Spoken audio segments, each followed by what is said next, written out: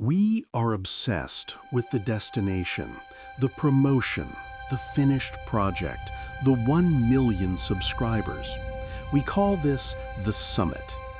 It's that one glorious moment of victory we chase our entire lives. But let me ask you a question.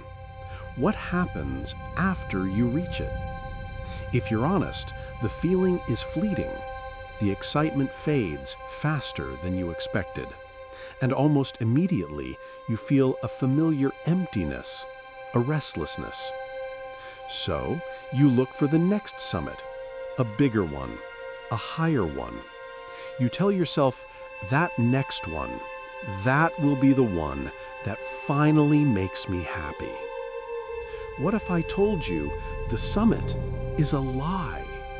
A beautiful, intoxicating lie that we tell ourselves.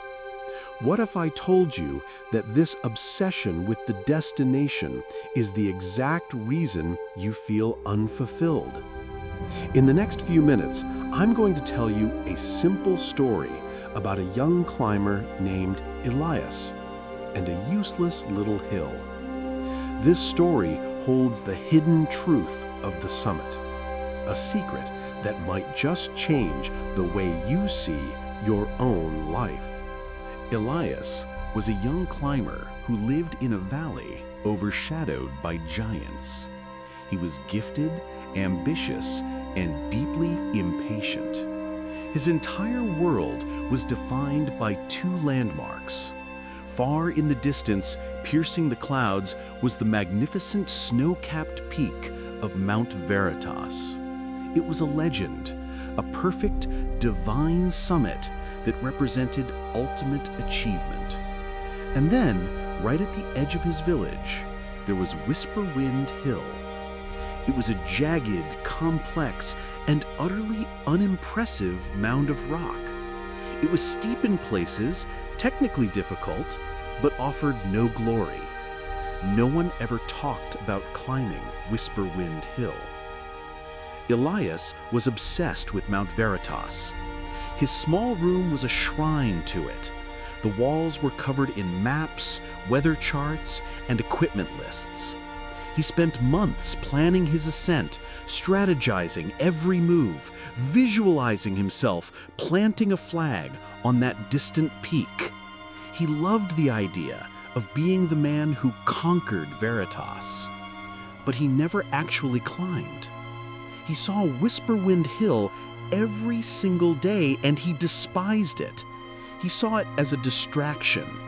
Climbing that, he often scoffed, is a waste of precious time. It's for children. My destiny is the mountain. The village, however, had another landmark, Silas. Silas was an old, quiet man with hands like worn leather. He was a master climber from a bygone era. And every single morning, without fail, rain or shine or snow, Silas would walk to Whisperwind Hill and spend the day climbing it.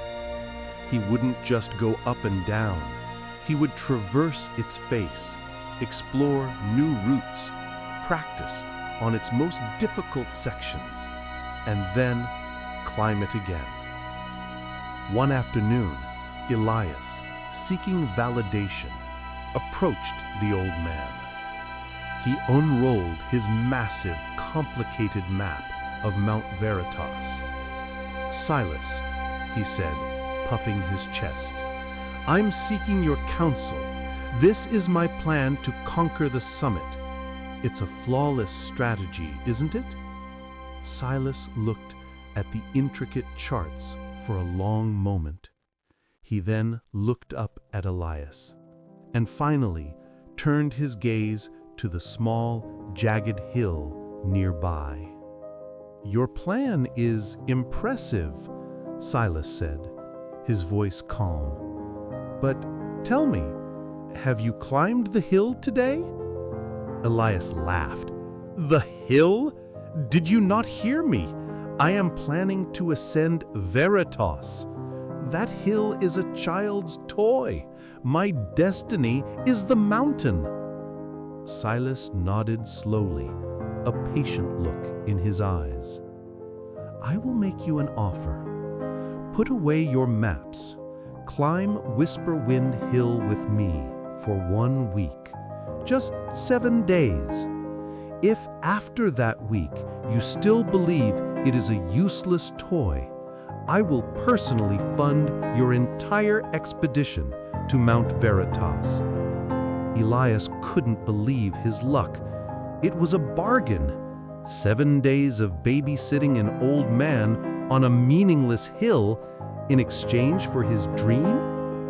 "You have a deal, old man. Prepare your money." The first day was a disaster.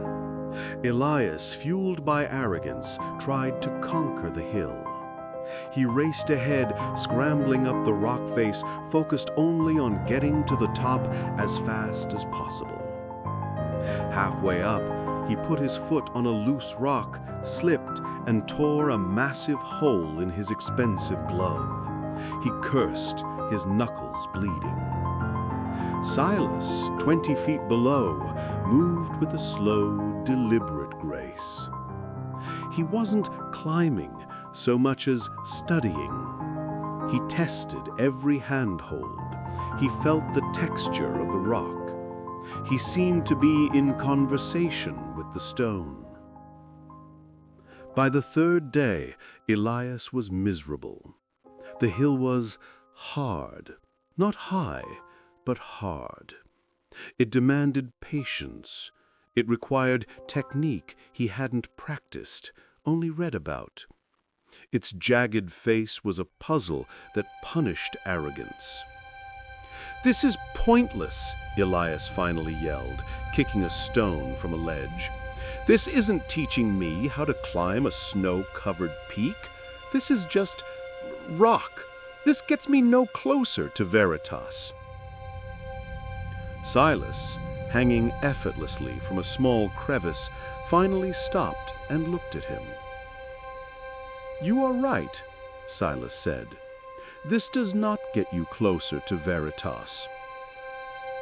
He pulled himself up onto the ledge beside Elias. "You don't hate the hill, Elias. You hate the hill because it exposes you. It shows you what you truly are. You have the ambition for the mountain, but you lack the discipline for the hill." Elias was stunned into silence. "You think climbing is about planting a flag? You are in love with an idea of a summit. You are in love with a feeling of victory, but you despise the act of climbing." He slapped his leathery hand against the hard granite of Whisper Wind Hill. This is climbing. This is the work. The boring, difficult, unglamorous work. Veritas, he said, nodding to the distant peak, is just this repeated 10,000 times over. The summit is just more rock. The process is what makes the climber, not the peak. The words hit Elias like an avalanche. He realized in that moment the hidden truth. He didn't love climbing. He loved the idea of having climbed. He had spent years living in an imaginary future, obsessed with a destination, while scorning the actual present moment work right in front of him. The summit was a lie. It was an illusion he used to avoid the hard, boring, necessary steps. The week ended. Silas looked at Elias. "Well, do you still want the money for your expedition?" Elias just shook his head. The next morning, Silas woke to see a lone figure already at the base of Whisper Wind Hill. It was Elias. He wasn't racing. He was moving slowly, deliberately, testing his holds, learning the rock. Elias stopped talking about Mount Veritas. He fell in love with the process.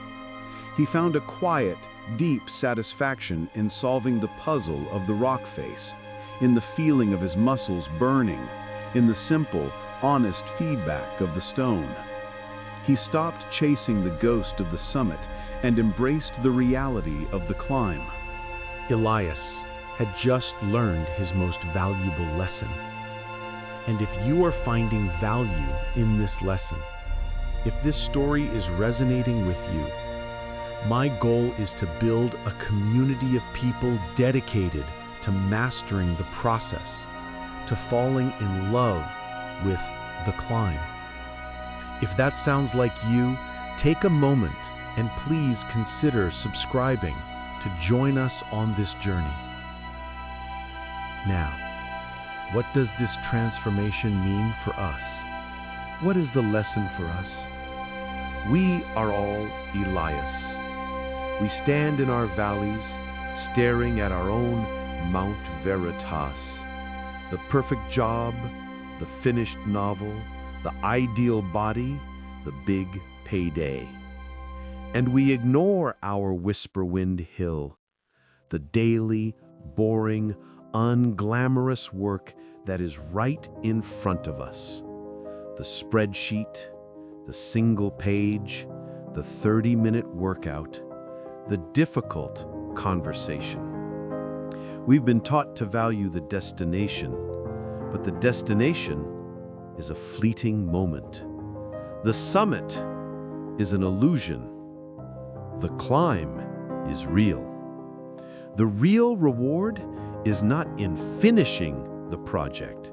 The real reward is in becoming the kind of person who can finish the project.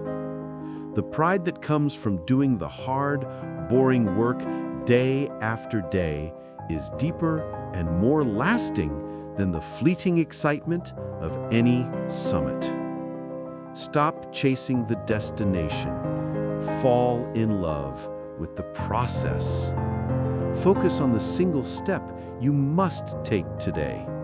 Because the hidden truth of the summit is this: the true peak is not a place you reach, it is a way that you live. I hope you found value in this story. If you did, please give this video a like and share it with someone who might be struggling on their own climb. And as we said, don't forget to subscribe so we can meet again.